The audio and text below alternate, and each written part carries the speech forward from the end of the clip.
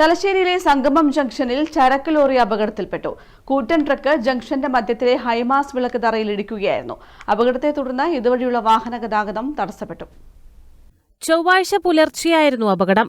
Cement ലോഡുമായി Tamil Nadu ആവടിയിൽ നിന്നും ഇരിട്ടിയിലേക്ക് പോവുകയായിരുന്ന കൂറ്റൻ ട്രക്ക് സംഗമം ജംഗ്ഷനിലെ ഹൈമാസ്റ്റ് വിളക്ക് തറയിൽ ഇടിക്കുകയായിരുന്നു.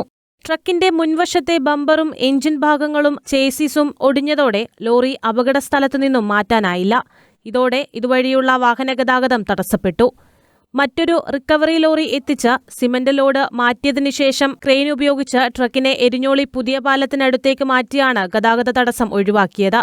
ലോറി ഓടിച്ചിരുന്ന മലപ്പുറം സ്വദേശി അഷ്റഫ് പരിക്കേൽക്കാതെ രക്ഷപ്പെട്ടു. സംഗമം ജംഗ്ഷന്റെ മധ്യത്തിലുള്ള വിളക്ക് തറയിൽ അപകട മുന്നറിയിപ്പ് ലൈറ്റ് സംവിധാനങ്ങളില്ലാത്തതിനാൽ അപകടങ്ങൾ പതിവാണെന്ന് സമീപത്തെ വ്യാപാരികൾ പറയുന്നു. ഇപ്പോ കുറേയായിട്ട് ഇങ്ങനെ ഓരോ വണ്ടികളൊന്നും ഇടിക്കുന്നുണ്ട്. രാത്രിയാണ് ആദ്യം വണ്ടി ഇടിക്കുന്നത്, പകലൊടിക്കുന്നുണ്ട്.